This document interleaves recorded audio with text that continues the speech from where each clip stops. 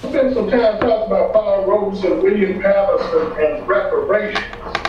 Let me just read who Paul Robeson is, a little paragraph, and then on William Patterson, and we'll start talking about that for a book. Paul Leroy Robeson, born April the 9th, 1898. He passed January the 23rd, 1976.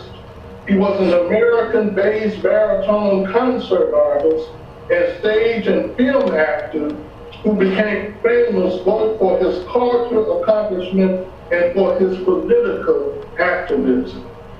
Now, William Lorenzo Patterson, this is a person that should be, he should be on the tongue of every African American, descendants of slave America, should know who this individual is. And he kind of got lost in history. He was born August 27, 1891. He passed March the 5th, 1980. He was an African American leader in the Communist Party USA and head of the International Labor Defense, a group that offered legal representation to communists, trade unions, and African American cases involving issues of political or racial persecution. Patterson was also the lawyer for Huey P. Newton. He was also the lawyer for Angela Davis. He was known as Mr. Civil Rights.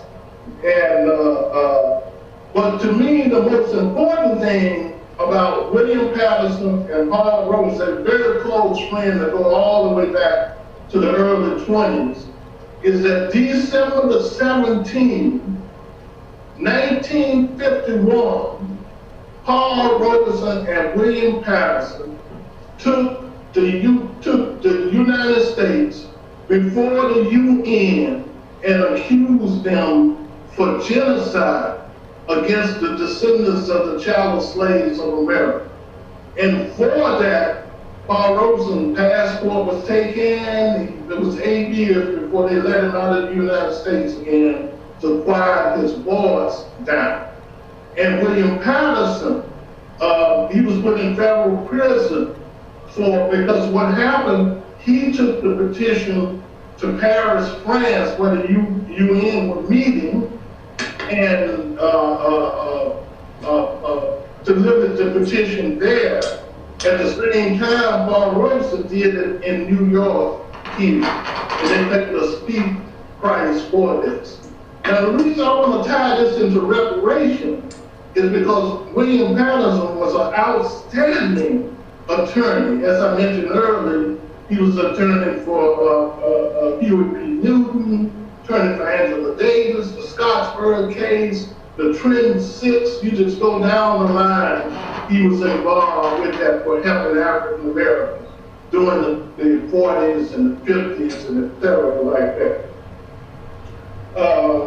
Now, one of the name of the 237-page document that they presented before the UN, it was a list of 152, even more than that, but they list 152 incidents against the descendants of the chattel slaves of America in down south lynching, bombings, etc. like that. And now why I think this is so important for reparation is because it's like a legal brief that laid the foundations for what the country owed the descendants of the slaves, of chattel slaves of America, for basically building this country still owe reparation.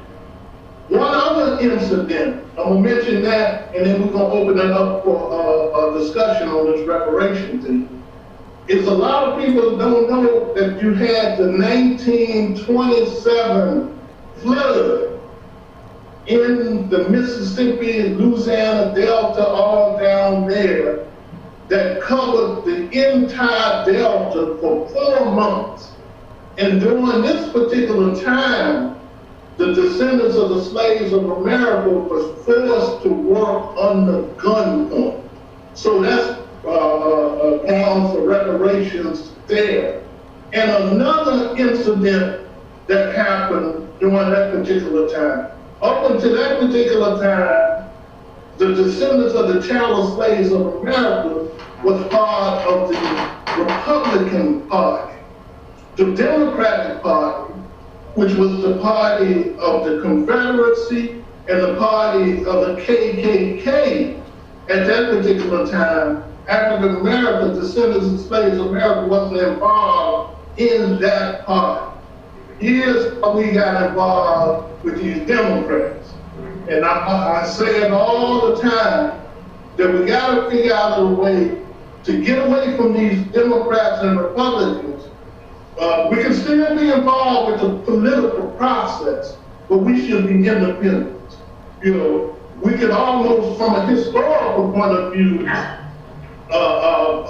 understand people that want to be a Republican, etc., like that, because the Republican Party came into existence to fight for the freedom of the descendants of slaves in America.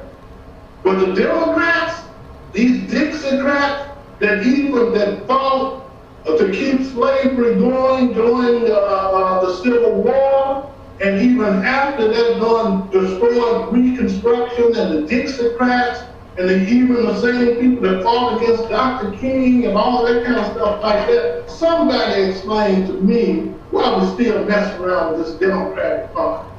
You know, I often say, if you were black and you were Democrat, then hey, you part of the black KKK, etc.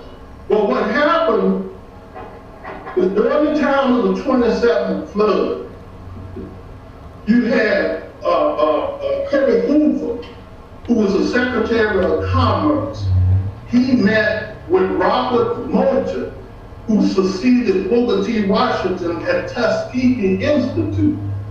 And he promised that after the 27th flood, that he was going to divide some of the bankrupt land that you had among the descendants of the slaves of America, among the African Americans in the South. See, and what happened when he became president, he went back on his word. He made an alliance with the Democratic Dixiecrats at that particular time. And what happened, Robert Moulton, who's the head of the Republican Party, he moved from the Republican Party to the Democratic Party, and the black leadership went in the direction of becoming Democrats. And they supported Franklin Delano Roosevelt, who became the president, and we know he was up there for 16 years. He brought in a whole social program, and we've been involved with this Democrat ever since. Because I feel that if we're going to get reparations, we're going to get the reparation as independents. We're not going to get it from the Republican Party, and we're not going to get it from the Democratic Party. One more thing, and I want to open it up. I know we got the whole concept that people call the ADOC, or what they call the descendants of slaves of America, chattel slaves of America, who should pursue their reparation just from the orbit of the United States. But I believe that's a myth, and that's a problem.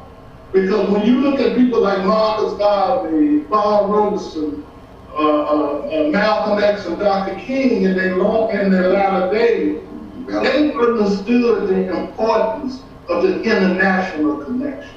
They understood that slavery was an international concept. It wasn't just something that was happening here in the United States.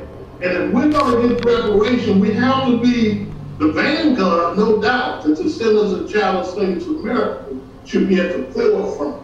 But you're going to have to take it on the international and get support on an international basis.